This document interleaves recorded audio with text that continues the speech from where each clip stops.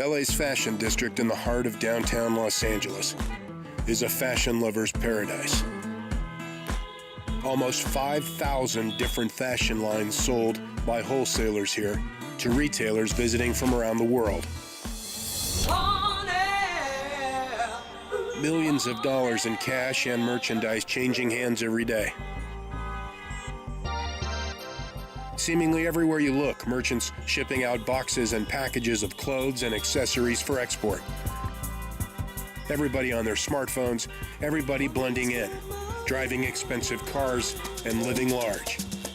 Money everywhere. The perfect place, said Mexico's Sinaloa drug cartel, to set up one of the largest money laundering operations the world has ever seen. The perfect cover for sending proceeds from U.S. drug sales back south to Mexico. Just how much drug money are we talking about?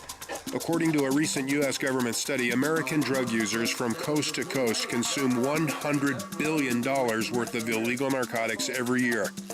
Until recently, the main U.S. supplier has been Sinaloa cartel drug boss Chapo Guzman, until he got caught. Hunted down in his home state of Sinaloa, Mexico.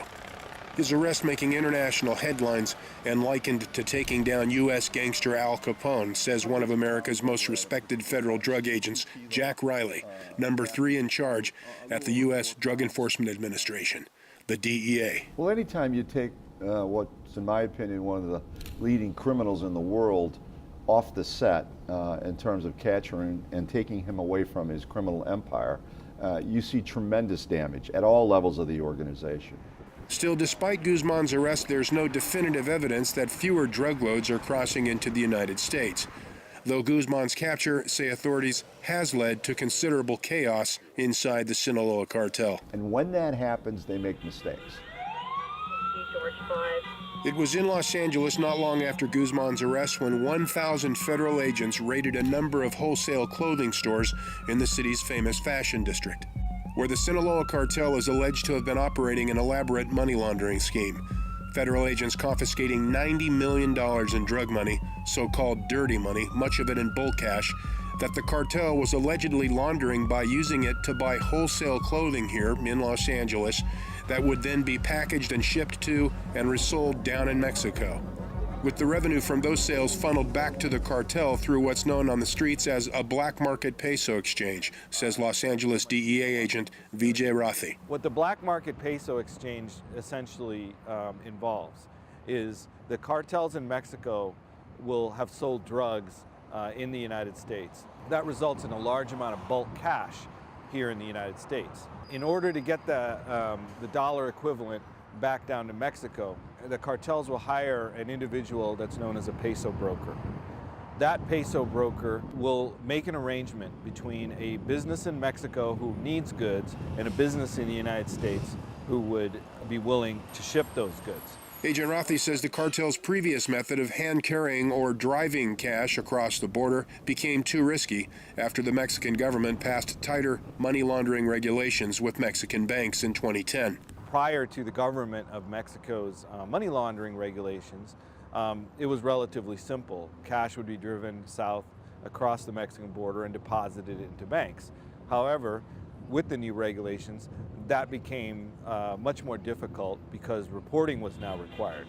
So the cartel shifted to a new method that had actually been around for quite some time, but had not been utilized so much in the Los Angeles area. In one unique money laundering case here in Los Angeles, authorities say $140,000 was brought here to buy maternity clothes at this store called QT Maternity.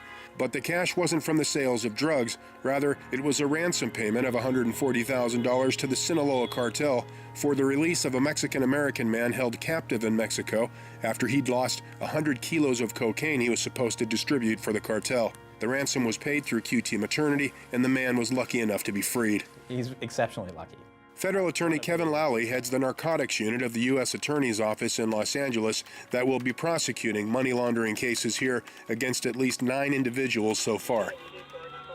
Lowley says the amount of dirty money confiscated here in the Fashion District and other loads of cash stashed or invested in and around Los Angeles in such affluent communities as Beverly Hills is unprecedented. We found over $40 million in one location, over $30 million in another location.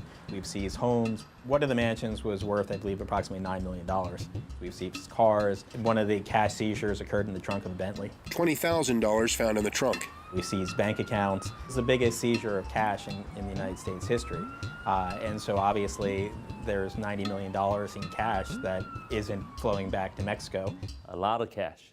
Andrew Lee is one of several Los Angeles-based special agents with the U.S. Internal Revenue Service, the IRS, investigating the money trail and bank accounts of businesses here that may be suspected of laundering cartel drug proceeds.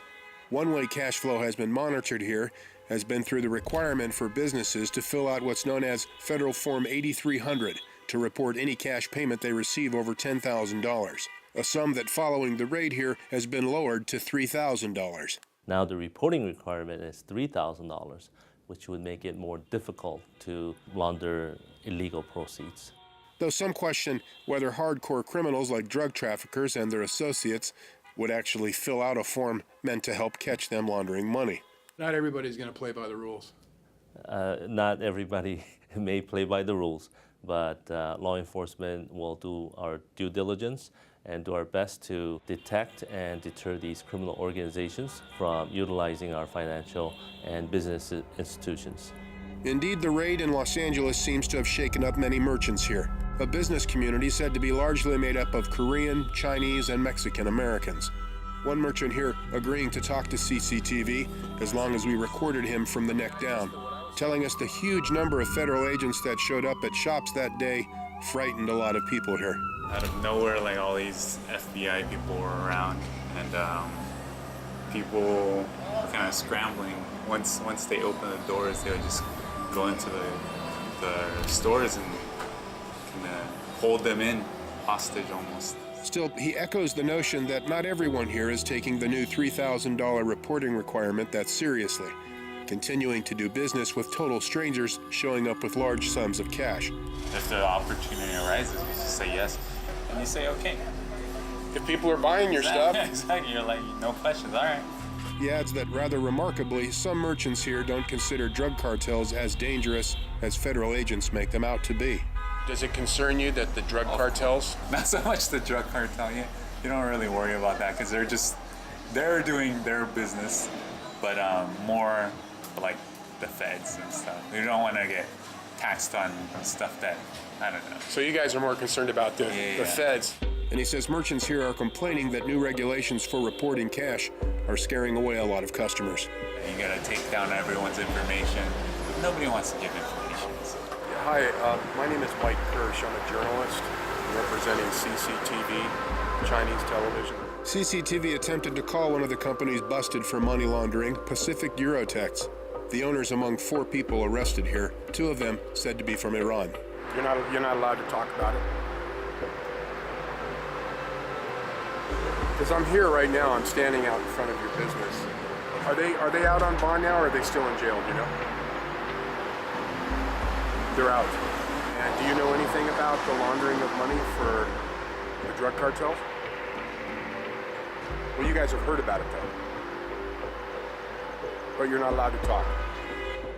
The Chinese-American owners of Gamier Underwear, also targeted in the raid, were arrested after a visit from undercover federal agents posing as members of the Sinaloa cartel, carrying a large payment of cash, says LADEA Special Agent Vijay Rathi. But the fact that they're being told by the undercover agents that it's drug money essentially satisfies the mental state of mind needed to prosecute for money laundering. Despite the raid's success, it remains unclear here on the Mexican side of the U.S.-Mexico border fence, where CCTV regularly reports from, what real impact, if any, the raid, coupled with the arrest of Sinaloa drug boss Chapo Guzman, is actually having on the amount of illegal narcotics making it across the border into the U.S.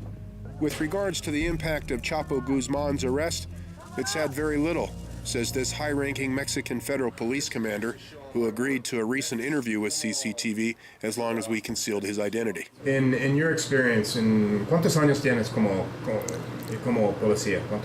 35. 35, muchos años, suficiente. When, in the United States, when we hear they captured Chapo Guzman,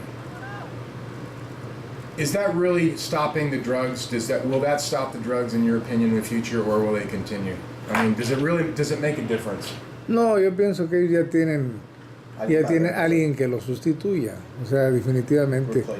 There's always someone to replace them. Sí, alguien que lo sustituya. Even Chapo, por ejemplo. See? We shared this Mexican commander's assessment with U.S. federal prosecutor Kevin Lally back in Los Angeles. Chapo Guzman's arrest has not slowed them down. Would you agree with that? I don't know. Do you feel comfortable? Yeah, I mean, with that's enough intelligence to. You're a top prosecutor, and you would know. That's why I'm asking. right. But I'm just trying to figure out, in light of. Then don't answer. Yeah, I'd prefer not to answer that at this point. The DEA's number 3 in charge, Jack Riley, insists it's still too early to downplay the impact of Chapo Guzman's arrest on the Sinaloa cartel's drug trafficking operations. The operation exists not in the same way that it did prior to his capture. There has been, I think, a lot of alliances within Sinaloa that have broken off and trying to go on their own way. Riley says he's certain of one thing, that Chapo Guzman, unlike his first capture and subsequent escape from a Mexican prison back in 2001, will not escape this time, he says, according to assurances from the Mexican government. His ability the first time he was in prison was far different than what it is today. And I'm a firm believer right now he's out of business.